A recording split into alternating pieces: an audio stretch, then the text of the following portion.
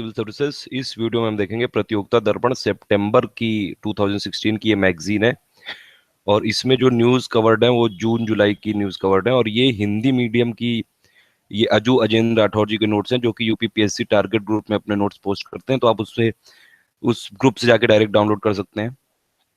इसमें देखिए हिंदी मीडियम में इन्होंने नोट्स बनाए और हमने इसमें इंग्लिश के भी कई सारी चीज़ें जोड़ दी हैं, कई सारी पिक्स और इंग्लिश की हेडिंग भी जोड़ दी है कई सारी, तो इससे आपको हिंदी और इंग्लिश दोनों के लिए यूजफुल रहेगी। चलिए स्टार्ट करते हैं। ये सितंबर मंथ में जैसे ये कैबिनेट रिशफल हुआ था तो 19 नए मंत्री बना दिए गए थे, न्यू मिनिस्टर। तो ये कुछ कुछ के नाम है, जैसे श्रीमती कृष्णा राज शाहजहांपुर से हैं, यूपी से, महिला एवं बाल विकास। फिर महेंद्र नाथ पांडे चंदौली से हैं, मानव संसाधन यानी कि human resource development. Shrimati Anupriya Patel को बना दिया गया था, ये मिर्जापुर से हैं, तो स्वास्थ्य एवं परिवार कल्याण। ये मिनिस्टर ऑफ स्टेट बनाई गई हैं। देखिए टोटल अगर आप कैबिनेट में देखेंगे तो 3 टाइप के मिनिस्टर्स होते हैं। सबसे पहले होते हैं कैबिनेट मिनिस्टर, जो कि टॉप पोस्ट होती है, जिनको कि जितने भी मेन जो मिनिस्ट्रीज हैं, जो मंत्रालय हैं, वो दिए जाते हैं। और ये सबसे जो मतलब पीएम के सबसे क्लोज होते हैं कैबिनेट मिनिस्टर, सबसे बड़ी रैंक में होते हैं ये। पीएम के बाद मतलब सबसे बड़े होते हैं कैबिनेट मिनिस्टर, जैसे कि फाइनेंस मिनिस्टर हो गया या होम मिनिस्टर हो गया, ये सब कैबिनेट पोस्ट है। फिर उसके बाद होती है, इनको असिस्ट करने के लिए होते हैं जो मिनिस्टर, उनको बोलते हैं मिनिस्टर ऑफ स्टेट, एमओएस। तो ये सेकंड रैंक है ये मिनिस्टर्स में। और तीसरे होते हैं डेप्यूटी मिनिस्टर्स, जो कि फ्यूचर के लिए तैयार किए जाते हैं कि उनको आगे चल के मिनिस्टर बनाया जाएगा। तो वही है, इसमें 19 नए मंत्री बनाए गए थे। अब तो काफी पुरानी हो गई है न्यूज ये, आप जहां जहां के भी वहां का नाम याद रखिए। जैसे सी पीपी चौधरी हैं, ये राजस्थान से हैं ये। और फिर ये सी आर चौधरी हैं, इनको, ये भी राजस्थान से हैं। अर्जुन राम मेघवाल, ये भी राजस्थान से, इनको मिनिस्टर बनाया गया है। एमपी से हैं ये फग्गन सिंह कुलस्ते। और फिर ये दार्जिलिंग से हैं एस एस अहलूवालिया। श्री रमेश ये चंदप्पा हैं ये। तो ये है इसमें ओवरऑल, आप इसमें देख लीजिए एक बार पॉज करके। इसका इतना अब इम्पोर्टेंट नहीं है, ये आपको इम्पोर्टेंट है कि देखिए इस समय जो टोटल जो कैबिनेट है उसमें टोटल जो मंत्री हैं, मतलब जो काउंसिल ऑफ मिनिस्टर्स है इस समय गवर्नमेंट ऑफ इंडिया की, उसमें 76 मंत्री टोटल है। मतलब 75 मंत्री हैं और प्लस एक प्रधानमंत्री, तो प्रधानमंत्री सहित हैं टोटल 76। कैबिनेट रैंक के मंत्री कितने हैं इसमें? 26 हैं। और राज्य मंत्री यानी कि मिनिस्टर ऑफ स्टेट कितने हैं? 49 है।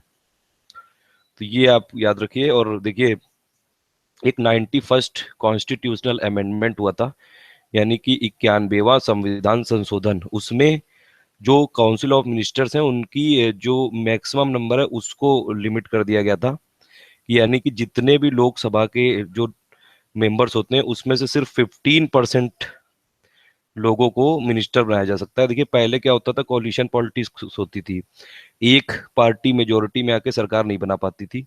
तो कई सारी पार्टियां मिलके, जैसे कि आपने दो सबसे बड़े कोलिशन सुने होंगे, एक है यूपीए जिसमें कि कांग्रेस सबसे बड़ी पार्टी होती है और बाकी छोटे छोटे पार्टीज होती हैं, और दूसरा है इंडिया में एनडीए। ये दो कोलिशन थी। लेकिन इस बार देखिए, इस बार भी जो सरकार है वैसे तो वो एनडीए की है, लेकिन जो बीजेपी है उसने मेजोरिटी इस बार हासिल की थी। तो इसीलिए मतलब ये इसमें क्या होता था, कोलिशन पार्टी में अब देखिए सब पार्टी ने अपने अपने जो भी सीट्स हैं वो दे दिए, तो कुल मिला के जो आपको मिनिमम वोट चाहिए होता था, वो मिनिमम मतलब हाफ से ज्यादा सीटें आपके पास हो जाती थी तो सरकार बना लेती थी, जैसे यूपीए। अब इसमें फिर क्या होता था कि जो जैसे जिसने भी कितनी सीटें दी तो उस सीटों के हिसाब से कुछ कुछ सीटें पहले से फिक्स कर ली जाती थी, कि मतलब जैसे किसी ने, सपा ने मान लिए सपोर्ट किया है तो वो बोल देंगे कि मुझे ये रेलवे मिनिस्ट्री चाहिए, या फिर बसपा ने किया है तो उनको कोई और मिनिस्ट्री चाहिए। तो कोलिशन पॉलिटिक्स को सर्व करने के लिए जो मिनिस्टर्स होते थे, टोटल मंत्री परिषद होता था, उसकी नंबर बढ़ता जाता था। तो कई सारे मिनिस्टर हो जाते थे, मतलब इवन 100 150 तक लोग हो जाते थे। इसीलिए ये 91st कॉन्स्टिट्यूशनल अमेंडमेंट हुआ था। इसमें फिर सरकार में मंत्रियों की अधिकतम संख्या निचले सदन यानी कि लोकसभा की सदस्य संख्या के 15% तक हो सकती है, ये अमेंडमेंट कर दिया गया। यानी कि अब जो इस समय की प्रेजेंट की कंडीशन है, टोटल मैक्सिमम 82 मंत्री हो सकते हैं बस, इससे ज्यादा नहीं हो सकते हैं, चाहे कोलिशन की सरकार हो चाहे वन पार्टी हो, मतलब दोनों में से कोई भी केस हो। इसके अलावा ये आपको याद रखना चाहिए कि देखिए लोकसभा में मैक्सिमम सीटें हैं 552, 552 का अगर आप इसमें स्प्लिट करेंगे तो 530 सीटें हैं स्टेट की, यानी कि ये पार्लियामेंट्री कॉन्स्टिट्यूएंसीज हैं पूरे इंडिया में, 530 स्टेट की हैं। 20 हो गई यूनियन टेरिटरीज की और 2 हो गए एंग्लो इंडियन, जिनको कि प्रेसिडेंट नॉमिनेट करता है। अब इसमें इस समय जो टोटल इस समय की करंट की जो ये लोकसभा की कैपेसिटी वो है 545। ये ऐसा क्यों है, मतलब मैक्सिमम हो सकती है लोकसभा 552 या 552, लेकिन इस समय है 545। ऐसा इसलिए क्योंकि 530 स्टेट वाली तो है, लेकिन 13 है सिर्फ ये यूनियन टेरिटरीज वाली। तो इसमें 20 में से केवल इसमें 13 इनमें किया गया है, 7 नहीं किया गया है, और 2 बाकी हैं एंग्लो इंडियन। तो टोटल 545 करंट कैपेसिटी है लोकसभा की, आप इसको याद रखिएगा। फिर अगर देखेंगे एक इंपॉर्टेंट इसमें न्यूज है कि जो प्रकाश जावड़ेकर हैं, जो पहले इन्वायरमेंट मिनिस्टर थे, अब इनको मानव संसाधन विकास मंत्रालय दे दिया गया है, यानी कि ये एचआरडी मिनिस्टर बन गए। तो ये आप याद रखिएगा बस। तो दूसरी चलिए न्यूज है इसमें, दूसरी न्यूज है कि जो कुछ हाई कोर्ट्स हैं जितने इंडिया में, देखिए इंडिया में इस समय टोटल 24 हाई कोर्ट्स हैं। पहले 21 थे, फिर जो नॉर्थ ईस्ट स्टेट है उसमें 3 और बना दिए गए थे, त्रिपुरा और मेघालय और मणिपुर। तो ये 3 बना दिए गए थे और अब ये 24 हो गए टोटल नंबर। अब इसमें कुछ बात चल रही है कि जो पहले पुराने नाम थे, देखिए जैसे पहले बम्बई होता था, तो बम्बई पूरा गुजरात का और पूरा महाराष्ट्र वाले एरिया को, पूरा उस पूरे स्टेट को बॉम्बे स्टेट बोलते थे। तो उसी नाम पे जब वो बनाया गया था हाई कोर्ट, तो वही बम्बई इसको बोलते हैं, और ये मद्रास बोलते थे, मद्रास उस टाइम पे बोलते थे हाई कोर्ट पे।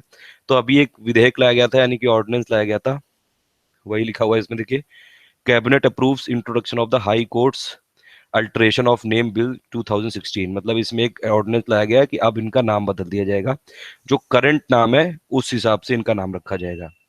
तो कैबिनेट ने अप्रूव कर दिया गया है कि अब मद्रास को, मद्रास हाई कोर्ट है उसको बोलेंगे चेन्नई हाई कोर्ट, क्योंकि अभी देखिए चेन्नई क्या है, तमिलनाडु की कैपिटल है।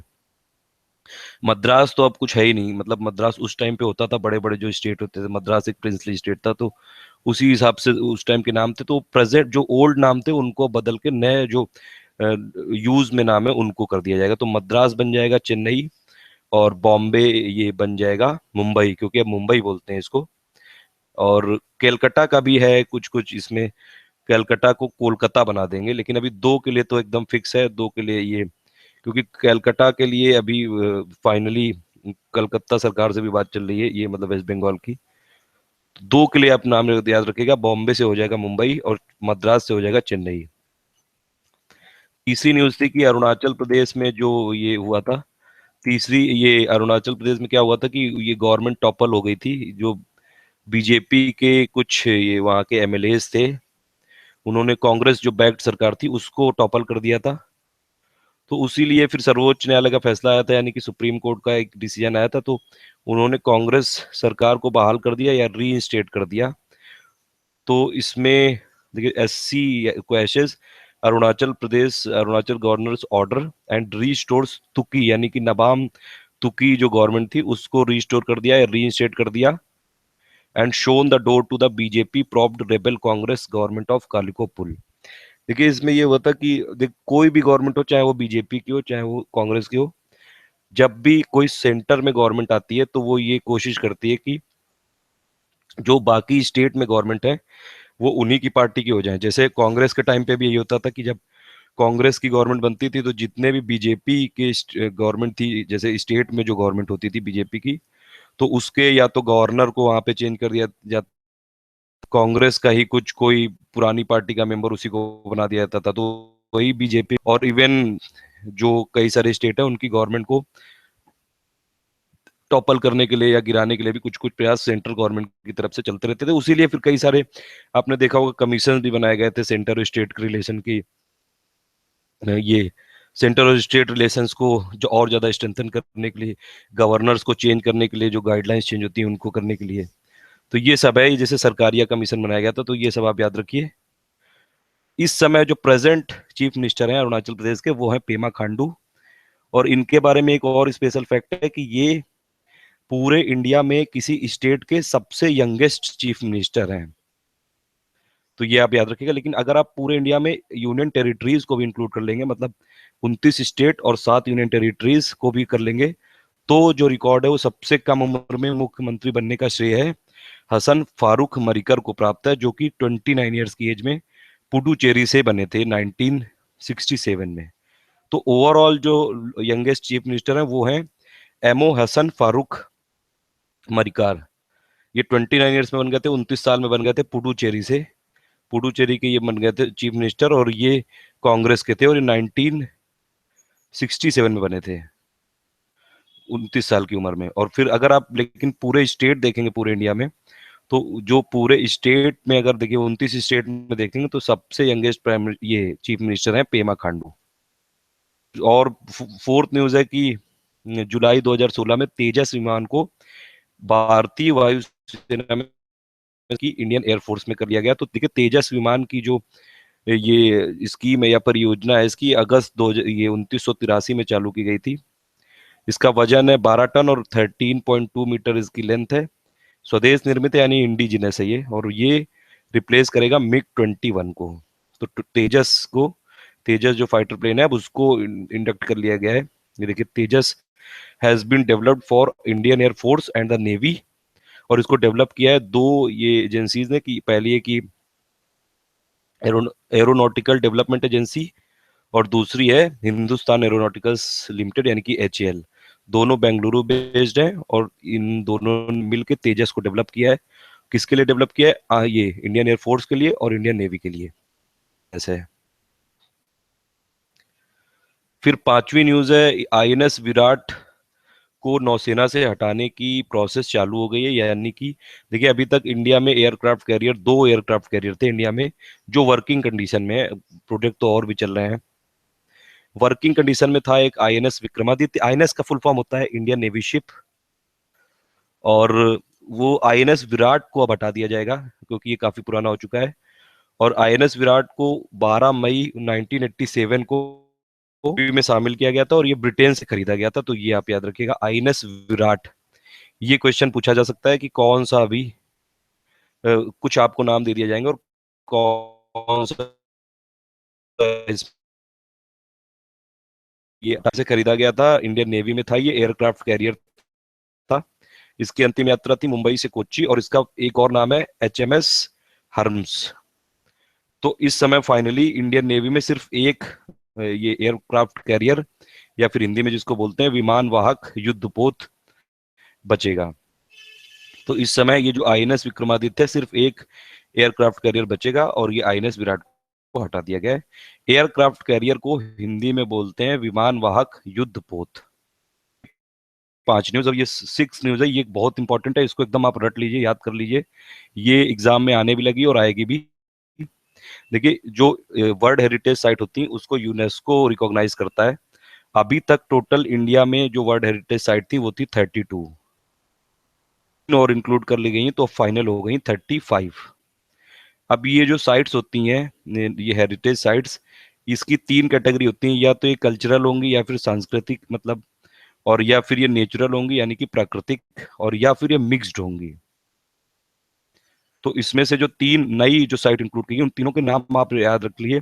सबसे पहला है बिहार का नालंदा महाविहार, गढ़ का कैपिटल कॉम्प्लेक्स जिसको कि ली कॉर्बूसियर ने किया था। तीसरा है कंचनजंगा नेशनल पार्क या राष्ट्रीय पार्क, सिक्किम में है।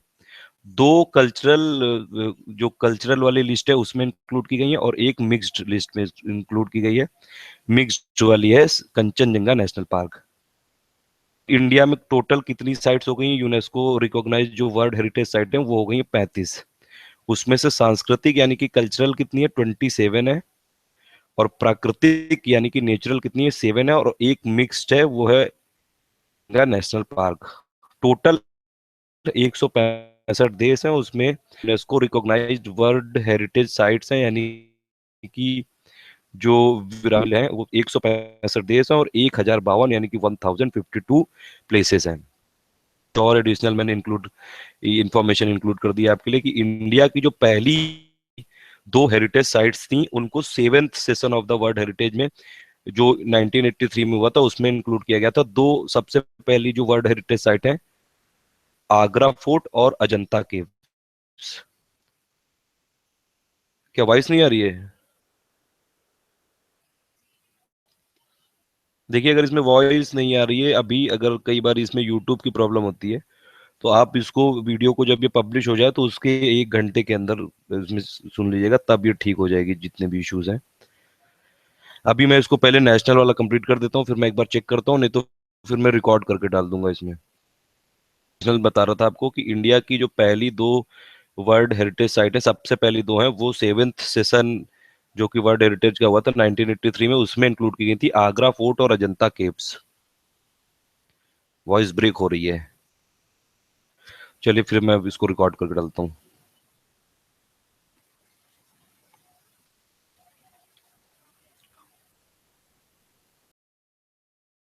भारत के 3 और स्थल यूनेस्को की विश्व विरासत सूची में शामिल हो गए, ये मैं बता रहा था आपको। इन तीनों के नाम याद रखिएगा।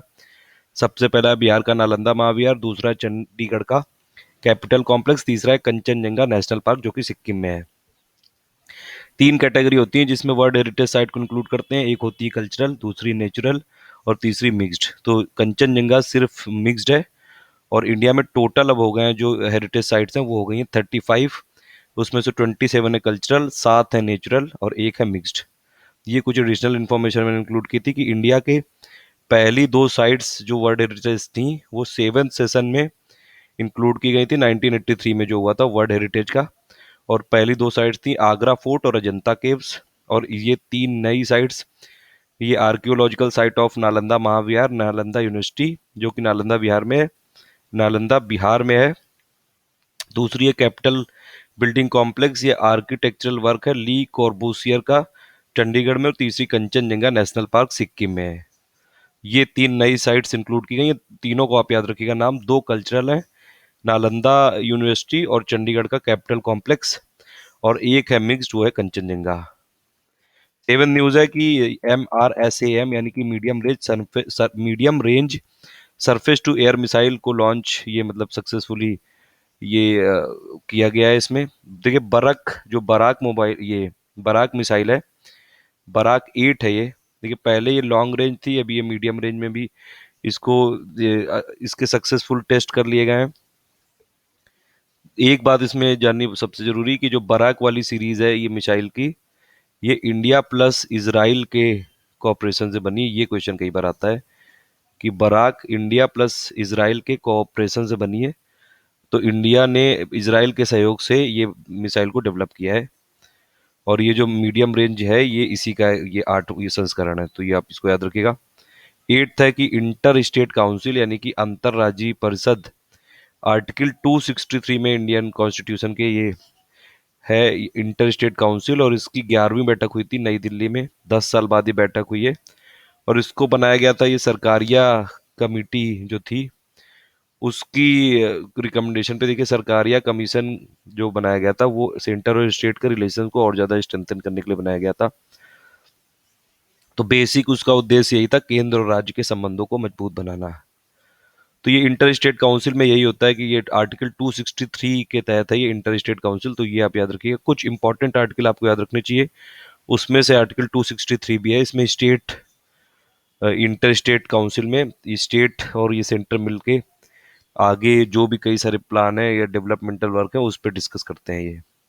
और भी कई सारे कि मतलब ये सेंटर और स्टेट का कोऑपरेशन कैसे बढ़ाया जाए। तो ये जैसे जो मोदी जी कहते रहते हैं कोऑपरेटिव फेडरलिज्म, कॉम्पिटिटिव फेडरलिज्म, तो उन दोनों के तहत ये है, इसीलिए ये अभी मीटिंग हुई है 10 साल बाद। ये फिर ये नमामि गंगे जो ये प्रोग्राम था इसको 2014 में स्टार्ट किया था। 2014 में मतलब इसको लॉन्च किया था, लेकिन अभी 7 जुलाई 2016 को 231 प्रोजेक्ट इसके स्टार्ट किए गए हैं जो कि 1500 करोड़ के हैं। 7 राज्यों में प्रोजेक्ट होंगे ये, और इसका शुभारंभ किया गया है हरिद्वार में। सबसे ज़्यादा जो प्रोजेक्ट हैं या सबसे ज़्यादा परियोजनाएं हैं वो उत्तर प्रदेश में 112, और फिर बिहार में 26, वेस्ट बंगाल में 20 है, उत्तराखंड में 43 है। 13 IITs ने भी 5-5 गाँव को ये अंगीकृत किया है। 104 स्थानों पर सीवेज ट्रीटमेंट के प्लांट लगाए जाएंगे। 8 बायोडाइवर्सिटी जो जैव विविधता संरक्षण केंद्र की स्थापना भी की जानी है। बायोडाइवर्सिटी कंजर्वेशन वाले सेंटर भी स्थापित किए जाएंगे। ये इसमें क्या क्या होगा, इसमें एंट्री लेवल जो प्रोजेक्ट होंगे वो जो घाट्स होते हैं, ये जितने भी नदियों के घाट्स और जो क्रीमेटोरिया होता है उसकी कंस्ट्रक्शन किया जाएगा, उसका रिपेयर किया जाएगा, उनका ब्यूटिफिकेशन किया जाएगा, रिवर फ्रंट ब्यूटिफिकेशन किया जाएगा, इंस्टॉल किया जाएगा और रिपेयर किया जाएगा। जो सीवेज ट्रीटमेंट प्लांट्स है, मतलब जो भी वाटर है जैसे इंडस्ट्रीज से आ रहा है, छोटी छोटी इंडस्ट्रीज से या सीवेज से आ रहा है, तो उसको वाटर को पहले ट्रीट किया जाएगा कि उससे जो भी जितनी भी ये इम्प्योरिटीज हैं या फिर जिसमें जितना भी पॉल्यूशन है वाटर का, उसको कम से कम करके तब नदियों में जाए वो पानी। तो ये नेशनल न्यूज़ खत्म हो गई, इसमें फिर इंटरनेशनल न्यूज़ है। इंडिया के पीएम ने 4 अफ्रीकी देशों की यात्रा की थी। सबसे पहला मोजाम्बिक, उसकी कैपिटल है मामूतो, और इसके राष्ट्रपति फिलिप न्यूसी। ठीक है, जो भी इंडिया के प्राइम मिनिस्टर जैसे जहां भी विजिट करते हैं तो जनरली कुछ एग्रीमेंट साइन होते हैं, या फिर जो हम लोग इंडिया को रिसोर्स की काफ़ी दिक्कत है, जैसे हमारे पास जो एनर्जी के रिसोर्सेज हैं, क्रूड ऑयल के रिसोर्सेज हैं, हम लगभग जो एनर्जी के रिसोर्सेज हैं उसमें 80% इम्पोर्ट करते हैं। तो रिसोर्स एक्सप्लोरेशन के लिए जनरली जितनी भी होती है, या फिर कुछ और अगर इंडिया का डिप्लोमेटिक मुद्दा है उसके लिए होती है। अफ्रीका में जब भी कोई भी पीएम या इंडिया अफ्रीका की ओर देखता है तो वहाँ पे रिसोर्सेज काफ़ी ज़्यादा हैं, और वो अभी पूरी तरह से एक्सप्लोर भी नहीं किए गए हैं। चाइना का काफ़ी ज़्यादा डोमिनेशन है अफ्रीका में। पीएम ने जो अफ्रीका के लिए जैसे जब भी विजिट किए, इंडिया जब अफ्रीका की तरफ देखता है तो इंडिया एक्चुअली अफ्रीका में इंडिया काफ़ी ज़्यादा हेल्प भी करता है। जैसे अपनी इंडिया की जेनेरिक मेडिसिन भी जाती हैं अफ्रीका में, इंडिया कैपेसिटी डेवलपमेंट करता है, इंडिया इवन कई सारे एजुकेशनल कॉरपोरेशन से कई सारे अफ्रीका के लोग आते हैं इंडिया में पढ़ने। तो ये सब के लिए अफ्रीका की जितनी भी कंट्रीज है उनकी विजिट होती है। और ये मोजाम्बिक इम्पोर्टेंट क्यों है, क्योंकि अफ्रीका में जितना भी इंडिया का इन्वेस्टमेंट है उसमें से एक चौथाई लगभग इन्वेस्टमेंट मोजाम्बिक में ही है। दूसरी कंट्री थी दक्षिण अफ्रीका, जिसकी राजधानी है यानी कि कैपिटल है प्रिटोरिया। राष्ट्रपति जैकब जुमा, और उद्देश्य था इसमें 4 दस्तावेजों पर हस्ताक्षर। एक इसमें फैक्ट आपको याद रखना चाहिए कि 1893 में गांधी जी ट्रैवल कर रहे थे पेंट्रिच रेलवे स्टेशन से पीटर मारिट्सबर्ग में, उनको उतार दिया गया था। तो ये अब ये क्वेश्चन कई बार आ चुका है। 1800 इसीलिए मतलब इसी इसी इंसिडेंट की वजह से गांधी जी इतने ज्यादा एकदम से पॉपुलर हुए, तो फिर उनके आत्मसम्मान को लगा और फिर वो एकदम गांधी बने।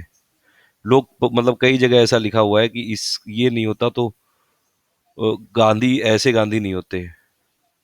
मतलब उनको एकदम से जो ये गोरे काले का जो भेदभाव होता था वो इनके साथ भी हुआ, जबकि इनके पास टिकट थी, फिर भी इनको पीटर मारिट्सबर्ग ये स्टेशन पे उतार दिया था वहाँ के जो ब्रिटिशर्स थे।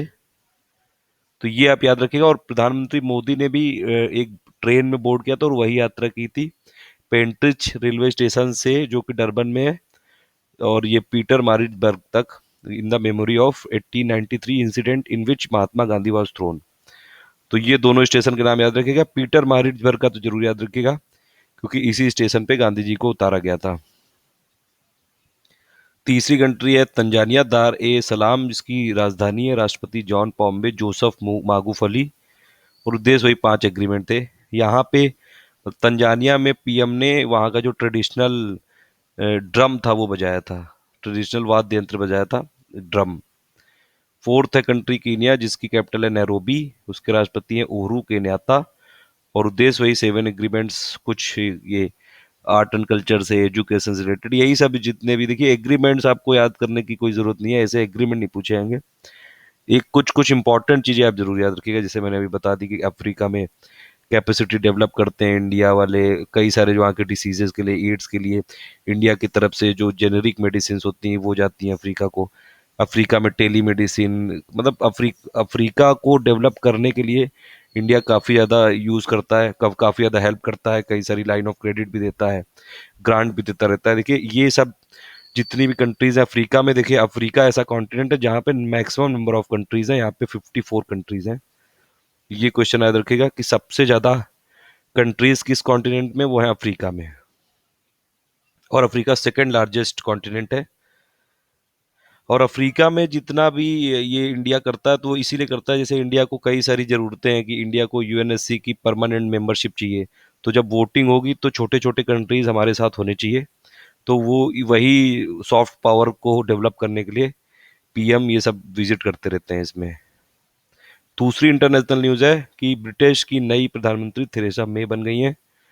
देखिए इसमें जो ब्रिटिश के प्रधानमंत्री थे ये कैमरून, उनको उन्होंने ये बोला था कि अगर ये ब्रेग्जिट को जो ब्रिटिश वाले हैं अगर वो अप्रूव कर देंगे तो वो रिजाइन कर देंगे, तो वही हो गया। ब्रेग्जिट को 51% वोट मिले थे सपोर्ट में, यानी कि ब्रिटेन जो है वो अब यूरोपियन ये यूरो जोन से निकल जाएगा। तो इसीलिए फिर उन्होंने ये रिजाइन कर दिया था और उसके बाद ये थेरेसा मे बन गई है ब्रिटिश की प्रधानमंत्री, ब्रिटेन की प्रधानमंत्री नहीं है। और ये थेरेसा मे मार्gaरेट मार्gaरेट थेचर, जिनको कि आयरन लेडी भी बोलते हैं, उनके बाद ये ब्रिटेन की दूसरी महिला प्रधानमंत्री हैं। तो बाकी नेक्स्ट पार्ट में कर रहे हैं, मैं रिकॉर्ड कर रहा हूँ। Thank you for listening, please do like and share. विकास सूचकांक में इंडिया की रैंकिंग है 110। सतत विकास सूचकांक यानी कि जो सस्टेनेबल डेवलपमेंट इंडेक्स इसको बोलते हैं, उसमें स्वीडन है नंबर 1 पे और मध्य अफ्रीका राज्य है 149 पे। देखिए सस्टेनेबल डेवलपमेंट गोल का जो ये अभी ये किया गया है, सस्टेनेबल डेवलपमेंट गोल जैसे पहले से थे मिलेनियम डेवलपमेंट गोल, उसके बाद आया सस्टेनेबल डेवलपमेंट गोल, इनमें और ज़्यादा इंक्लूसिव किया गया है और ज़्यादा इसको मतलब टारगेट्स इसमें इंक्लूड किए गए हैं। इसमें 17 टारगेट हैं और 17 गोल्स हैं और 169 टारगेट हैं, ये आप याद रखिएगा। और इस पे 17 जो गोल्स हैं उनको याद करने की ट्रिक मैंने बना रखी है, आप उस पर वीडियो देख लीजिएगा। उसको एसे में और कहीं भी आपको उसको लिखना हो तो कई सारे कीवर्ड्स आपको मिल सकते हैं उससे। तो ये जो सस्टेनेबल डेवलपमेंट इंडेक्स है इसमें ये इसलिए किया गया है कि ये कंट्रीज को ये आइडेंटिफाई करने में हेल्प करता है कि क्या क्या उनके गैप्स हैं जिससे कि वो सस्टेनेबल डेवलपमेंट गोल अचीव नहीं कर पाते हैं। देखिए सस्टेनेबल जो डेवलपमेंट गोल है ये 2015 से 2030 तक के लिए हैं, 15 साल के लिए। और ये जो सस्टेनेबल डेवलपमेंट इंडेक्स है इसको किसने डेवलप किया है, देखिए कोई भी अगर इंडेक्स हो तो उसमें दो चीज़ें आपको याद रखनी होती हैं। सबसे पहले इंडिया की रैंकिंग क्या है और दूसरा उसको डेवलप किसने किया है। इंडिया की रैंकिंग कितनी है, 110 है। और इसको डेवलप किसने किया है, इसको डेवलप किया है सस्टेनेबल डेवलपमेंट सॉल्यूशंस नेटवर्क यानी कि SDSN ने और बेर्टेल्समान स्टिफ्टंग ने। तो बेर्टेलमान स्टिफ्टंग ने और sustainable development solutions network SDSN ने और ये बेर्टेल्समान स्टिफंग ने, इन दोनों ने मिलकर डेवलप किया है सस्टेनेबल डेवलपमेंट इंडेक्स। और सस्टेनेबल डेवलपमेंट इंडेक्स क्या है कि जो सस्टेनेबल डेवलपमेंट के गोल्स हैं 17 और 169 टारगेट है उन पे कंट्रीज किस तरह से परफॉर्म कर रही है वही इंडेक्स है इसका। भारत का है इसमें 110 और इसमें 114 रैंकिंग तक किया गया था। 149 कंट्रीज में से भारत की रैंकिंग है 110। स्वीडन है नंबर 1 पे। जितने भी ये रैंकिंग्स होती हैं जो ह्यूमन डेवलपमेंट से रिलेटेड होती है उसमें स्वीडन, डेनमार्क और ये जितने भी जो स्कैंडिनेवियन कंट्रीज होती हैं और प्लस ज़्यादातर यूरोप की कंट्रीज ही टॉप पे रहती हैं। तो ये है इसमें। फिर फोर्थ न्यूज़ है एसएम शिखर सम्मेलन यानी कि एसएम जो समिट हुई थी। एसएम का मतलब होता है एशिया यूरोप मीटिंग। ये एशिया और यूरोप के कई सारे देश इसमें समिट करते हैं। देखिए 1996 में इसको इस्टेब्लिश किया गया था। अभी इस समय एशिया यूरोप मीटिंग में 53 पार्टनर हैं और ये एक पॉलिटिकल डायलॉग फोरम है। ये इसकी जो 11th समिट हुई थी यानी कि 11वां शिखर सम्मेलन हुआ था, ये हुआ था मंगोलिया की जो कैपिटल है उलान बटर बटेर में।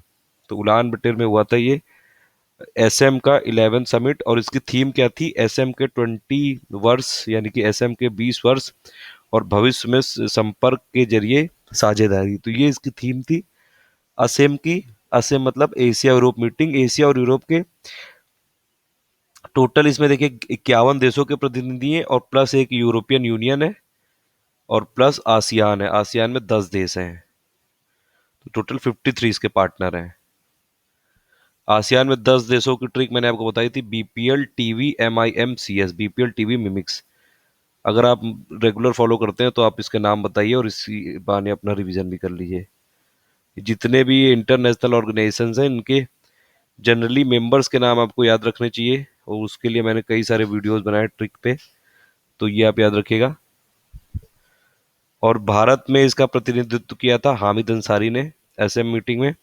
2018 में ये होगी ब्रुसेल्स में, बेल्जियम में होगी, प्रस्तावित है। और भारत 2008 से इस मंच में जुड़ा है। तो ये है असम शिखर मीटिंग से रिलेटेड जो भी फैक्ट्स हैं जो आपको याद रखने हैं। सबसे जरूरी बात है कि ये मंगोलिया की राजधानी उलान बटेर में हुई थी और ये 11वां समिट था, 11वां शिखर सम्मेलन था। थीम क्या है? एसएम के 20 वर्ष भविष्य में संपर्क के जरिए साझेदारी। 1996 में इसको स्टार्ट किया गया था। 53 पार्टनर है। पॉलिटिकल डायलॉग फोरम है। 51 देशों के ये प्रतिनिधि हैं, plus European union plus ASEAN. फिर फिफ्थ है ये जो नाटो है, यानी कि नॉर्थ अटलांटिक ट्रीटी ऑर्गेनाइजेशन, इसका 27th सम्मेलन हुआ था वारसा में, पोलैंड में 2016 में। और नेक्स्ट जो इसका सम्मेलन होगा वो होगा 28वां सम्मेलन, वो होगा ब्रुसेल्स में। ब्रुसेल्स में यानी कि बेल्जियम में। और नाटो देखिए ये बनाया गया था 1949 में। और ये एक मिलिट्री अलायंस है नाटो। और इसका जो हेड क्वार्टर है वो भी ब्रसल्स में है, बेल्जियम में। इस समय नाटो के कितने मेंबर है? 28 स्टेट हैं। और नाटो की ऑफिशियल लैंग्वेज है इंग्लिश प्लस फ्रेंच। और सेक्रेटरी जनरल है नाटो के जेंस स्टोलनबर्ग। तो ये आपको फैक्ट याद रखने चाहिए, ये एग्जाम्स में आते हैं। नाटो है, जैसे देखिए जब यूएस और जो सोवियत यूनियन है उन दोनों में कोल्ड वॉर चल रही थी, तो दो मिलिट्री और ये अलायंस थे, एक था ये नाटो और एक था वो वार्सा पैक्ट। तो वो वार्सा पैक्ट जो था उसमें सोवियत यूनियन लीड करता था और नाटो में यूएसए लीड करता था। इसी का 27th, देखिए वार्सा पैक्ट तो खत्म हो गया क्योंकि सोवियत यूनियन भी खत्म हो गया, लेकिन नाटो अभी तक चल रहा है। इसका 27th समिट, और बल्कि नाटो काफी एक्टिव भी है। आपने न्यूज में सुना होगा जैसे सीरिया में और कई जगह नाटो एक्टिव रहता है। 27 सम्मेलन हुआ था वारसा में और इस बार यानी 2016 में, और 28 होगा ब्रसल्स में, जहाँ पे नाटो का हेडक्वार्टर है। और नाटो में 28 मेंबर्स हैं और 1949 में बनाया गया था इसको, याद रखिएगा इसको।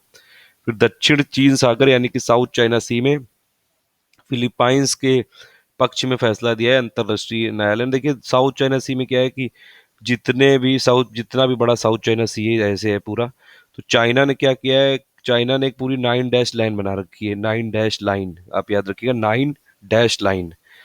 तो उसमें चाइना बोलता है कि ये जितना भी एरिया 9 डैश लाइन के अंदर है वो सब चाइना का है। और बल्कि अगर आप साउथ चाइना सी का मैप देखेंगे तो उसमें 9 डैश लाइन 90% से ज्यादा एरिया कवर करता है। अब ये इसमें विवाद ये है कि देखिए सबके जो एक्सक्लूसिव इकोनॉमिक जोन होते हैं वो 200 ये नॉटिकल मीटर तक होते हैं। तो जितने भी आसियान के कंट्रीज हैं, जैसे कि ये वियतनाम हो गया, इधर फिलीपाइंस हो गया, और भी कई सारी कंट्रीज है, मलेशिया हो गया, तो बहुत सारी आसियान की कंट्रीज और चाइना के बीच में इसलिए विवाद चल रहा है साउथ चाइना सी को लेके। उसी में ये जो था ये फिलीपाइंस के पक्ष में दिया है फैसला, चाइना ने उसको रिजेक्ट कर दिया है। फिर ये साउथ चाइना सी पे वैसे मैं एक वीडियो बना चुका हूँ, आप उसमें साउथ चाइना सी में जितने भी डिस्प्यूट है उसमें क्या क्या चल रहा है वो आप देख लीजिएगा उसमें। टर्की में सैन्य तख्तापलट का कोशिश की गई थी लेकिन वो विफल हो गई। राष्ट्रपति हैं रेसेप तैयब एर्डोगन। मेलकम टर्बुनल या ऑस्ट्रेलिया के प्रधानमंत्री हैं। तो ये इंटरनेशनल न्यूज थी अभी तक की। फिर ये अगर आप आर्थिक यानी कि इकोनॉमिक न्यूज देखेंगे तो देखिए विभिन्न राज्यों में जो विदेशी पर्यटक आगमन होता था उसमें तमिलनाडु नंबर 1 पे है। ये आप याद रखिएगा, मतलब जितने भी टूरिस्ट आते हैं फॉरेन टूरिस्ट, उसमें से तमिलनाडु ने टॉप किया। तमिलनाडु में सबसे ज्यादा तमिलनाडु टॉप टूरिस्ट डेस्टिनेशन है पूरी इंडिया में, जितने भी स्टेट्स और यूनियन टेरिटरीज को मिला के। 2015 में तमिलनाडु को ये टॉप मिला है इसमें। और अगर आप देखें डोमेस्टिक टूरिस्ट और फॉरेन टूरिस्ट दोनों में, दोनों के मतलब डोमेस्टिक टूरिस्ट डेस्टिनेशन और फॉरेन टूरिस्ट डेस्टिनेशन दो, दोनों में तमिलनाडु नंबर 1 पे है। मतलब सबसे ज्यादा जो पर्यटक हैं, सबसे ज्यादा टूरिस्ट हैं, चाहे वो फॉरेन के हों और चाहे वो डोमेस्टिक हो, मतलब दूसरे स्टेट के हों, सबसे ज्यादा वो तमिलनाडु में जाते हैं। ठीक है, इनको याद रखिएगा। और सेकंड नंबर पे अगर आप देखेंगे डोमेस्टिक में, तो डोमेस्टिक में सेकंड नंबर पे है यूपी, यानी कि सबसे ज्यादा तमिलनाडु में आते हैं डोमेस्टिक में, और सेकंड नंबर पे यूपी। और सेकंड नंबर पे फॉरेन में अगर आप देखेंगे, फॉरेन जो टूरिस्ट होते हैं वो सबसे ज्यादा तमिलनाडु में, उसके बाद आते हैं महाराष्ट्र में। तो डोमेस्टिक की अगर लिस्ट बनाए, डोमेस्टिक में तमिलनाडु नंबर 1 पे है टूरिस्ट, टॉप टूरिस्ट डेस्टिनेशन में, और यूपी नंबर 2 पे है। जो फॉरेन टूरिस्ट होते हैं उनके लिए तब भी तमिलनाडु नंबर 1 पे है, और उनके लिए महाराष्ट्र नंबर 2 पे है। तो ये आप याद रखिएगा, ये आ सकता है क्वेश्चन। और ये देखिए दिया हुआ है 3 लिस्ट, ये विदेशी पर्यटक आगमन यानी कि फॉरेन में तमिलनाडु नंबर 1 पे है, सेकंड नंबर पे महाराष्ट्र, और यूपी थर्ड नंबर पे है। तो इसमें याद रखिएगा यूपी भी मतलब अच्छा खासा टूरिस्ट डेस्टिनेशन है। और तमिलनाडु में टोटल जो डोमेस्टिक टूरिस्ट आए थे वो 333 मिलियन आए थे, और फॉरेन टूरिस्ट आए थे 8.68 मिलियन, यानी कि डोमेस्टिक, यानी कि अगर आप देखें 33 करोड़ जो पर्यटक थे वो तमिलनाडु में गए ओवरऑल दूसरे स्टेट से, और फॉरेन 46 लाख जितने भी टूरिस्ट आए वो तमिलनाडु में गए। तो ये काफी इंपॉर्टेंट न्यूज है। फिर दूसरी है इनोप्रॉम, ये 2016, ये रूस का सबसे बड़ा वार्षिक अंतर्राष्ट्रीय औद्योगिक व्यापार मेला है, और ये हुआ था एकातेरिनबर्ग में, और इसकी थीम थी इंडस्ट्रियल नेट, इंटरनेट की। तो ये इनोप्रॉम है जो ये 2016 है, ये main international industrial trade fair है रशिया का। बाकी नेक्स्ट पार्ट पे करते हैं। 2016 है, तो ये पूछ सकते हैं आपसे कि इनोप्रॉम 2016 इज रिलेटेड टू व्हाट। तो ये main international industrial trade fair है रशिया का। रूस का सबसे बड़ा वार्षिक अंतर्राष्ट्रीय औद्योगिक व्यापार मेला है ये, एकातेरिनबर्ग में हुआ था, और थीम थी इसकी इंडस्ट्रियल नेट। फिर ये देखेंगे अगर आप इसमें एफडीआई की पॉलिसी में बहुत ज़्यादा बदलाव किया गया है, जैसे कि खाद्य जो उत्पादन है उसमें 100% एफडीआई अलाउ कर दिया गया है। प्रसारण यानी कि ब्रॉडकास्टिंग जो सर्विसेज है उसमें भी 100% अलाउ कर दिया गया है ऑटोमेटिक रूट के थ्रू। दो रूट होती है इसमें, एक ऑटोमेटिक रूट होती है और एक गवर्नमेंट अप्रूवल लेना पड़ता है। वो मैं आपको एक वीडियो में बना चुका हूँ, उसमें पूरा डिटेल में मैं बता चुका हूँ, आप उसको देख लीजिएगा। पशुपालन में 100% कर दिया गया है। डिफेंस यानी कि रक्षा के क्षेत्र में 100% एफडीआई कर दिया गया है इसमें, लेकिन गवर्नमेंट की मंजूरी के पर ये बाद में होगा ये। और इसके लिए शस्त्र जो अधिनियम है 1959 के तहत आने वाले जितने भी छोटे हथियार और गोला बारूद का निर्माण भी अब संभव हो पाएगा। निजी सुरक्षा एजेंसियां, यानी कि मतलब अब डिफेंस में 100% तक मैक्सिमम एफडीआई जा सकता है, और ये लेकिन 100% अगर के लिए गवर्नमेंट की अप्रूवल इसमें रिक्वायर्ड होगी। निजी सुरक्षा एजेंसियां यानी कि जो प्राइवेट सिक्योरिटी एजेंसीज हैं उसमें 49% ऑटोमेटिक रूट के तहत और 74% गवर्नमेंट अप्रूवल के बाद, यानी कि सरकार की मंजूरी के बाद। नागरिक उड्डयन यानी कि जो सिविल एविएशन वाला है उसमें 100% ब्राउन फील्ड एयरपोर्ट एयरपोर्ट परियोजनाओं में और ऑटोमेटिक रूट के तहत होगा। ब्राउन फील्ड मतलब देखिए ग्रीन फील्ड होता है, मतलब कोई भी प्रोजेक्ट नया एकदम सिरे से स्टार्ट करना, जीरो लेवल से चालू करना। ब्राउन फील्ड मतलब कि वो पहले से कुछ डेवलप्ड है उनको रीइनोवेट करना है, रिनोवेट करना है उसको, कुछ उसमें कंस्ट्रक्शन करना है, मतलब उसको कुछ मिला के मॉडिफाई करके करना है।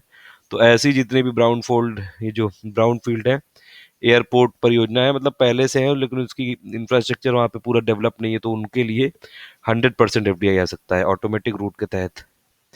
49% आ सकता है जो यहाँ पे डोमेस्टिक एयरलाइंस है। 49 से अधिक के लिए सरकार की मंजूरी, मतलब 49% से ज़्यादा भी आ सकता है अब सिविल एविएशन में। फार्मास्यूटिकल में 74% एफडीआई और 74% से अधिक के लिए सरकार की मंजूरी चाहिए।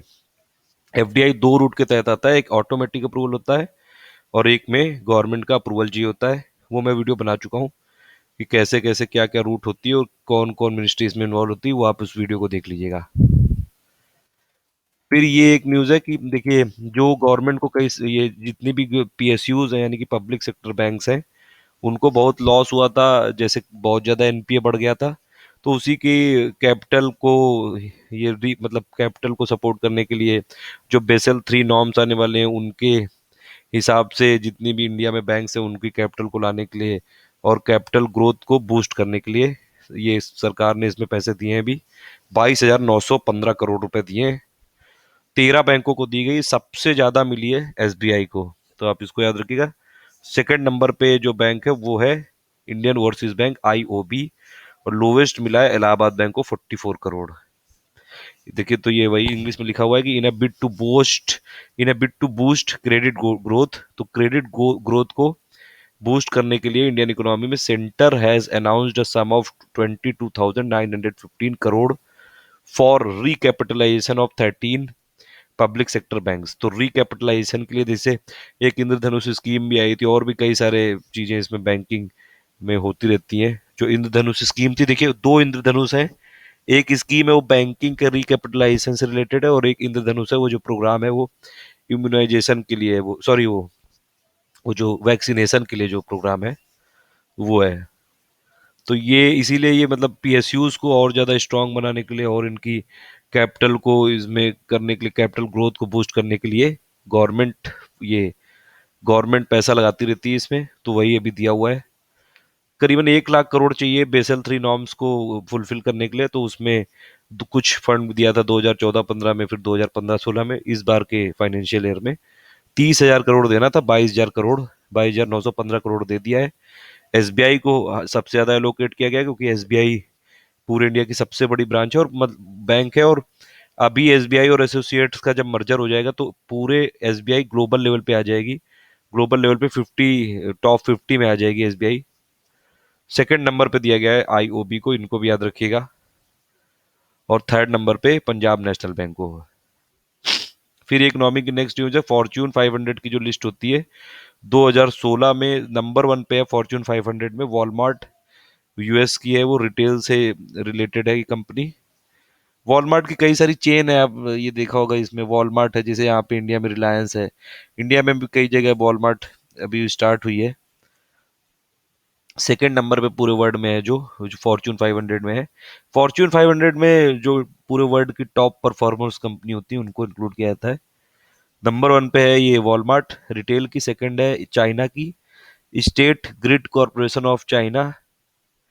और थर्ड नंबर पे है चाइना नेशनल पेट्रोलियम कॉरपोरेशन, ये पेट्रोलियम की। और सेकंड वाली इलेक्ट्रिसिटी से रिलेटेड है। तो टॉप 3 कंपनी है। नंबर 1 पे मतलब अभी भी यूएस का ही है। फॉर्च्यून 500 में 2016 में भारत की 7 कंपनियां हैं।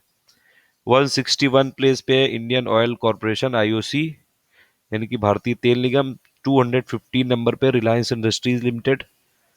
226 नंबर पे टाटा मोटर्स लिमिटेड। 232 पे एसबीआई। 358 में बीपीसीएल। और 367 में हिंदुस्तान पेट्रोलियम कॉरपोरेशन लिमिटेड।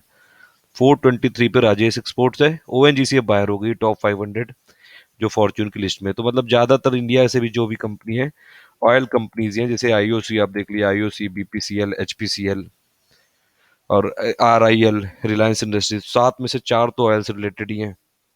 एक बैंक है और एक टाटा मोटर्स है ऑटोमोबाइल से रिलेटेड, एक राजेश एक्सपोर्ट्स है।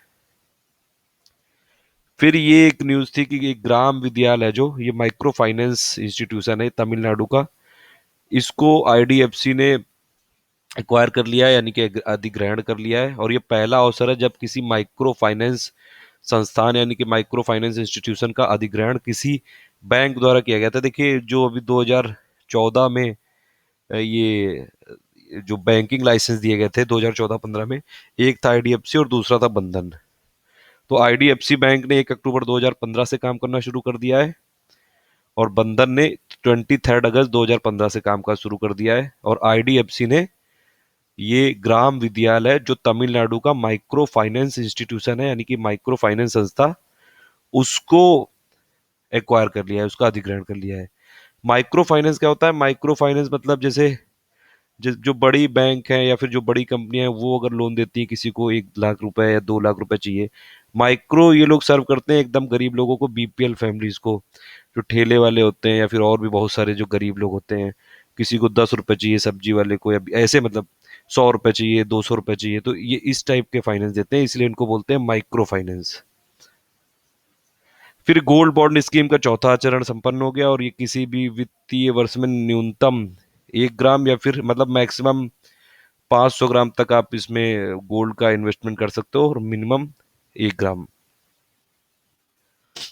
फिर ये UNCTAD 14 की जो बैठक थी नैरोबी में केनिया में ये खत्म हो गई, केनिया में हुई थी मतलब। यूएनटी UNCTAD यानी कि United nation conference of trade and development, इसका 14 सेशन था, 14वां सत्र था। केनिया की राजधानी नैरोबी में ये संपन्न हुआ है। उसके महासचिव हैं डॉक्टर मुखिसा किटुई। फिर 2016-17 में, ठीक है, ये जो प्रतियोगिता दर्पण की है ये जुलाई और जून की न्यूज़ है मैक्सिमम, क्योंकि जून जुलाई की है, और क्योंकि सितंबर का वर्जन है तो प्रतियोगिता दर्पण में 1-2 महीने की, जैसे अगर सितंबर का है तो उसमें जून जुलाई का होगा, 1-2 महीने के का करके उसका बाद में उसका नाम देते हैं, तो ये इसीलिए ये जून जुलाई की न्यूज़ है, वही इसमें है। 2016-17 में रेल बजट में जितनी जो नई प्रपोज ट्रेन थी, जैसे कि हम सफर, तेजस, उदय और अंत्योदय, और तथा दीन दयालु सवारी डिब्बे, ये सब ये मतलब प्रपोज ट्रेन थी। उसमें से आपको नाम याद रखनी चाहिए, जो हम सफर, तेजस और उदय, ये आरक्षित श्रेणी यानी ये एसी ट्रेन है। ये और ये जो अंत्योदय है ये अनारक्षित है, ये अनरिजर्व्ड है ये। तो अनारक्षित श्रेणी के यात्रियों के लिए दीनदयालु सवारी डब्बे भी कुछ लंबी दूरी की रेलगाड़ियों में जोड़ने का प्रस्ताव है। और तेजस, ये देखिए तेजस, हमसफर और उदय है, ये मतलब जो आरक्षित, जो रिजर्व्ड जो ट्रेन होती है, रिजर्व्ड जो ऐसी ट्रेन होती है, उनमें और ज्यादा सीट्स अवेलेबिलिटी बढ़ाने के लिए स्टार्ट की गई है। तेजस रेलगाड़ी होगी 130 किलोमीटर हुआ, उससे भी ज्यादा स्पीड ये एक्वायर करेगी। उदय है, ये देखिए नेक्स्ट पार्ट में देखते हैं अभी। प्रपोज ट्रेन थी हमसफर, तेजस व उदय, ये तो रिजर्व्ड कैटेगरी के लिए थी और ये एसी ट्रेन के लिए थी, सीट्स अवेलेबिलिटी बढ़ाने के लिए। और जो अंत्योदय एक्सप्रेस है ये अनारक्षित श्रेणी के लिए, मतलब ये जो ये लोअर क्लास के, जो लोअर ये गरीब लोगों के लिए है ये अंत्योदय एक्सप्रेस। और तेजस गाड़ी की स्पीड 130 या उससे ज्यादा होगी। उदय का मतलब है उत्कृष्ट डबल डेकर एयर कंडीशन यात्री। तो ये एक्सप्रेस ये ट्रेन होगी, और ये सबसे ज्यादा जो बिजिएस्ट जो रोड्स हैं उसमें ओवरनाइट चलाई जाएगी। तो ओवरनाइट चलाई जाने वाली रेलगाड़ी होगी ये उदय के अंडर जो आएंगी, उदय, हमसफर और तेजस। फिर 10th न्यूज थी इकोनॉमी की, कोलाचल, जो कि कन्याकुमारी में है ये, तमिलनाडु में, ये नया बंदरगाह बन गया, नया पोर्ट डिक्लेयर हो गया कोलाचल। तो ये याद रखिएगा कोलाचल। पोर्ट जितने भी इंडिया में मेजर और माइनर पोर्ट हैं उस पर मैं एक वीडियो बना चुका हूँ, उससे आप देख सकते हैं पूरे जितने भी इंडिया में पोर्ट्स हैं या फिर जो हार्बर हैं, नेचुरल हार्बर हैं, वो सब मैं बना चुका हूँ उसमें। 11th टैक्स, फैट टैक्स लगाया गया था पहली बार, केरला ने लगाया है इसको, जंक फूड को रोकने के लिए। जंक फूड की जो हैबिट बढ़ती जा रही है आजकल के यूथ में, उस पर फैट टैक्स लगाया गया 14.5% का। और ये फैट टैक्स इंडिया में लगाने वाला ये पहला स्टेट है। जो कई सारे देशों में तो फैट टैक्स का कॉन्सेप्ट है पहले से, लेकिन ये इंडिया में पहली बार आया है फैट टैक्स का कॉन्सेप्ट, जंक फूड पर लगाया गया है, जितना भी बर्गर पिज्जा ये सब होता है। और इसके अलावा और भी एक ग्रीन टैक्स लगाया गया है कि 10 साल से जो ज़्यादा ओल्ड होंगे जितने भी फोर व्हीलर, उन पे लगाया जाएगा ग्रीन टैक्स। फैट टैक्स आप जरूर याद रखिएगा 14.5%, केरल ने लगाया सबसे पहले। चाइल्ड लेबर एक्ट 1986 में संशोधन किया गया है, और ये इसका जो अमेंडमेंट ऑर्डिनेंस था वो था child labour prohibition and regulation amendment bill 2016। 14 साल से जो कम के बच्चे हैं उनको छुट्टी के दिनों में काम की अनुमति होगी, वो भी मतलब फैमिली से रिलेटेड जो भी काम होंगे। और सजा में भी बढ़ोतरी की गई, तो मतलब कुछ कुछ इसमें संशोधन किए गए हैं। फिर ये है नॉर्मल जीके, जो पर्सनल न्यूज होता है कि, और जो ऑबिटुरीज होती हैं कि जिन लोगों की डेथ हुई, वो सब है इसमें। राकेश कुमार चतुर्वेदी को सीबीएसई का चेयरमैन बनाया गया, गुरु प्रसाद मोपात्र को all airport authority of India का चेयरमैन बनाया गया, न्यायमूर्ति के कानन को ये जो रेलवे दावा न्यायिक न्यायाधिकरण के नए अध्यक्ष बनाया गया है। अशोक पटनायक को नेट ग्रिड का सीईओ बनाया गया, नेशनल इंटेलिजेंस ग्रिड इनको बोलते हैं। ये जो आतंकी हमले होते हैं या संदिग्ध आतंकियों का पता लगाने के लिए, ये एक मतलब डेटा कलेक्शन होता है, जितनी भी इंटेलिजेंस एजेंसी हैं उनकी एक ग्रिड बना दी गई है, net grid, national intelligence grid. और ये इनका अभी अध्यक्ष बनाया गया है अशोक पटनायक को, ये मनमोहन सिंह के दामाद भी हैं। तो ये जो नेट ग्रिड है यानी कि नेशनल इंटेलिजेंस ग्रिड है, इसको, ये एक देखिए इंटीग्रेटेड इंटेलिजेंस ग्रिड है, and it is connecting databases of all the core security agencies of the government of India to collect comprehensive patterns of intelligence that can be readily accessed by intelligence agency. मतलब एक जितनी भी intelligence agency है India में, सबके data को एक जगह इंटीग्रेट कर दिया जाएगा कि किसी भी इंटेलिजेंस, अगर कोई टेरर अटैक हो तो उसमें किसी भी कोई संदिग्ध हो और उसकी इंफॉर्मेशन निकालनी हो, तो वो पूरा एक कॉम्प्रिहेंसिव डेटा रहेगा, और जितनी भी जो गवर्नमेंट की टॉप एजेंसीज हैं उनको उसका एक्सेस रहेगा। जितनी भी ये इंटेलिजेंस एजेंसी है, जैसे रॉ हो गई, इसको इसका एक्सेस रहेगा, इंटेलिजेंस ब्यूरो हो गई इसको। और ये सबसे पहली बार प्रपोज की गई थी जब 2008 में मुंबई टेररिस्ट अटैक हुआ था, पाकिस्तानी जो बेस्ड टेररिस्ट थे उन्होंने किया था। और ये गवर्नमेंट ऑफ इंडिया ने 2016 में जुलाई में अशोक पटनायक को सीईओ यानी कि चीफ एग्जीक्यूटिव ऑफिसर बनाया नेट ग्रिड का, यानी कि नेशनल इंटेलिजेंस ग्रिड का। तो इनका नाम आप जरूर याद रखिएगा, ये अशोक पटनायक नेट ग्रिड के सीईओ होंगे।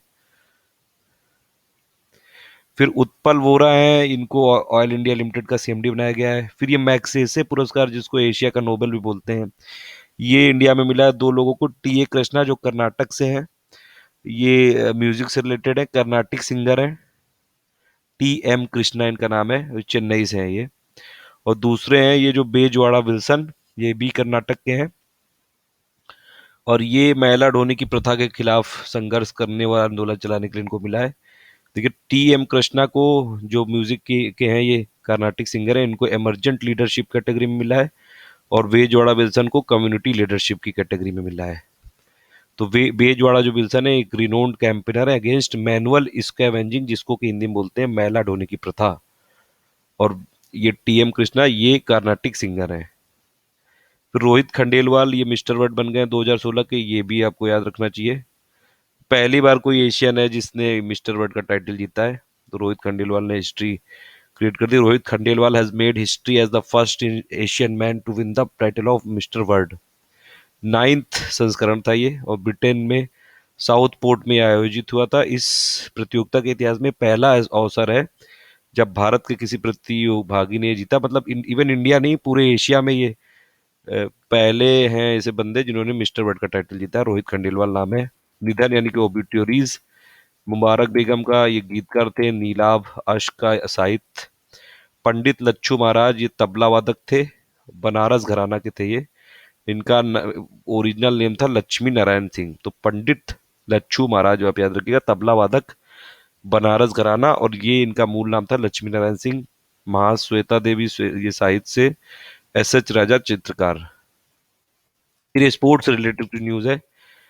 ये जैसे अरुणिमा जो सिन्हा है वो ये अरुणिमा सिन्हा ये यूपी की हैं, और इन्होंने एक और इंडोनेशिया की हाईएस्ट पीक को ये मतलब फतेह कर लिया है, और ये सफल आरोहण कर लिया है इसमें। और इंडोनेशिया की जो पीक है उसका नाम है कास्टेंज्ड पिरामिड पुंगंग जया। तो ये है, इन्होंने इस पे भी कर लिया है। ये एम्पुटी है ये, और ये कई सारी मतलब पर्सन विद डिसबिलिटी PWD की कैटेगरी में है, ये एम्पुटी है, और पहली एम्पुटी है ये जिन्होंने वर्ल्ड की कई सारी पीक पे सफल आरोहण किया है। फिर ये फेडर कोन्यूखोव, ये गर्म हवा वाले गुब्बारे में 11 दिन में पूरे वर्ल्ड का चक्कर लगाया है इन्होंने। और रिकॉर्ड है, स्टीव फॉन्सेट का रिकॉर्ड तोड़ा है इन्होंने, ऑस्ट्रेलिया से यात्रा की शुरुआत की थी।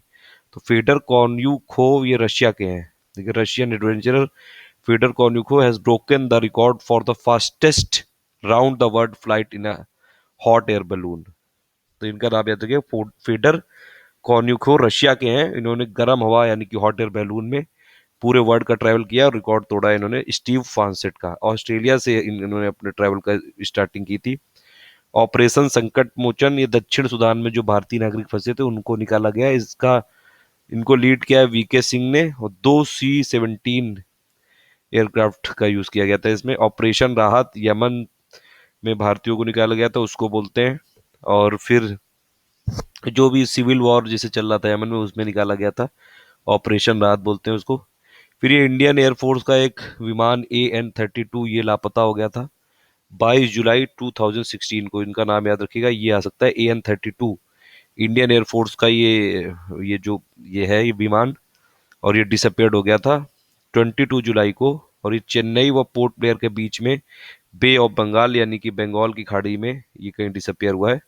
ये उसकी डिटेल है, 22 जुलाई को डिसअपियर हुआ। और बे ऑफ बंगाल में 23 इसमें पैसेंजर थे, 6 क्रू मेंबर थे, और 29 के 29 पूरे मिसिंग है। वैसे भी कोई भी एयरक्राफ्ट अगर डिसअपियर होता है तो किसी की जान बचना बिल्कुल इम्पॉसिबल है। तो ये इंडियन एयरफोर्स का था ये। और ये कहाँ से कहाँ तक था फ्लाइट, इसकी ओरिजिन थी ताम्बरम एयरफोर्स स्टेशन चेन्नई से लेके पोर्ट ब्लेयर। चेन्नई से आ रहा था ये अंडमान, पोर्ट ब्लेयर जो उसकी कैपिटल अंडमान की। फिर ये सम्मेलन हुआ था ब्रिक्स यूथ सम्मेलन यानी ब्रिक्स यूथ समिट, ब्रिक्स युवा सम्मेलन हुआ था गुवाहाटी असम में। दक्षेस यानी कि सार्क का जो पर्यटन सम्मेलन हुआ था वो औरंगाबाद महाराष्ट्र में हुआ था। फिर ये टाइटन एरा में विश्व का सबसे बड़ा फूल है, ये देखिए, ये इसकी फोटो है, और ये बहुत दिनों बाद उगता है ये, इसीलिए न्यूज में आया था ये। केरल के वयनाड जिले में जो गुरुकुल वनस्पति का अभ्यारण्य है उसमें खिलाता है ये। इसका वैज्ञानिक नाम है एमोरफोफेलस टाइटनम। और ये बेसिकली इंडोनेशिया के सुमात्रा जो आइलैंड है उसमें उगता है। ये 10 साल में एक बार खिलता है सिर्फ, और 12 से 48 घंटे ही खिला रहता है। ओवरऑल इसकी हाइट है 12 फुट।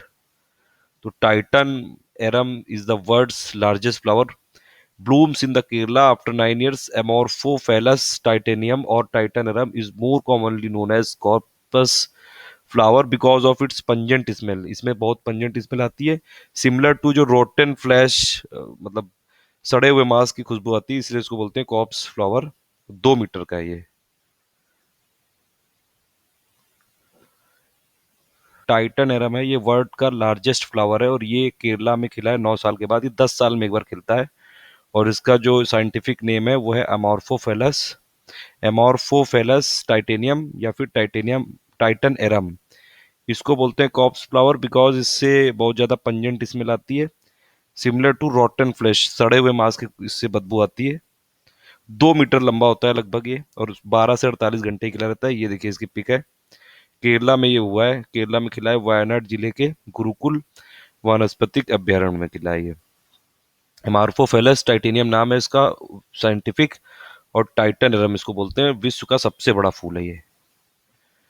फिर ये राष्ट्रीय हरित राजमार्ग मिशन का शुभारंभ किया गया 1 जुलाई 2016 को, यानी कि नेशनल ग्रीन हाईवे मिशन को, जो कि एक प्लांटेशन ड्राइव है around the 1500 kilometre of national highways, ये स्टार्ट किया गया है। और इससे देखिए ग्रीन कैनोपी तो इसमें जो भी नेशनल हाईवेज है उसके जो दोनों तरफ है ग्रीन कैनोपी तो लगाई जाएगी, अराउंड जितना भी 1 लाख किलोमीटर का ये जितना भी है। और इसमें 1 लाख किलोमीटर देखिए, अगर पूरे इंडिया में हाईवे देखेंगे आप, नेशनल हाईवे का परसेंट काफी कम है, लेकिन इसमें जो ये सपोर्ट करता है, सबसे ज्यादा ट्रैफिक को सपोर्ट करता है ये। 1 लाख किलोमीटर के नेशनल हाईवे, उसके दोनों तरफ ही ग्रीन कैनोपी लगाई जाएगी, उससे पॉल्यूशन भी कम होगा। और दूसरा ये जो कई सारे लोगों को, 1 मिलियन यूथ को जॉब देने की भी इसमें ऑब्जेक्टिव है, यानी कि 10 लाख लोगों को इससे जॉब मिल जाएगी। और इसमें corporates, public sector unit, government organisation और जितने भी अदर इंस्टीट्यूशन है वो सब मिलके इसमें इन्वॉल्व होंगे, सब एक कॉपरेट करेंगे। और ये अगर ये पूरा सक्सेसफुल हो गया तो इसमें करीबन 12 lakh metric tonne carbon annually sequester हो जाएगी। तो ये आप याद रखिएगा। इसमें एक तरह से जो क्लाइमेट चेंज के लिए स्टेप है वही ग्रीन टेक्नोलॉजी पे यूज करने पे गवर्नमेंट फोकस कर रही है, उसी डायरेक्शन में ये नेशनल हाईवे को भी ग्रीन हाईवेज बना दिया जाएगा, तो इनको ग्रीन हाईवेज बोलेंगे। दोनों तरफ इसमें कैनोपी लगा दी जाएगी, पेड़ लगा दिए जाएंगे छोटे छोटे, 3 लेयर लगाई जाएगी, बड़े से छोटे। और उसी लिए देखिए ये इनको लगाने के लिए भी कई सारे लोगों की जरूरत पड़ेगी, तो उसी लिए काफी सारे लोगों को इससे जॉब्स मिल जाएगी, एम्प्लॉयमेंट क्रिएशन हो जाएगा। शंकराचार्य एक कमेटी बनाई गई थी, उसमें उनका मेन पर्पस था कि जो फाइनेंशियल ईयर होता है अभी 1 अप्रैल से 31 मार्च तक, उसमें चेंज किया जाना चाहिए कि नहीं। तो इसी के लिए एक कमेटी बनाई गवर्नमेंट ऑफ इंडिया ने, वो है Shankaracharya. And he will examine the desirability and feasibility of having a new financial year. New जो फाइनेंशियल ईयर प्रपोज्ड होगा, जैसे पूरे वर्ल्ड में होता है कि 1 जनवरी से लेकर 31 दिसंबर तक, उसी डायरेक्शन में गवर्नमेंट ऑफ इंडिया भी अपना फाइनेंशियल ईयर लाना चाहती है। अभी जो इंडिया में है वो अप्रैल से लेकर मार्च तक होता है। फिर जूनो है, ये नासा का स्पेस प्रोब है ये, और ये प्लैनेट जुपिटर को ऑर्बिट करने के लिए ये ये यहाँ से लॉन्च किया गया था, यूएसए से, नासा से।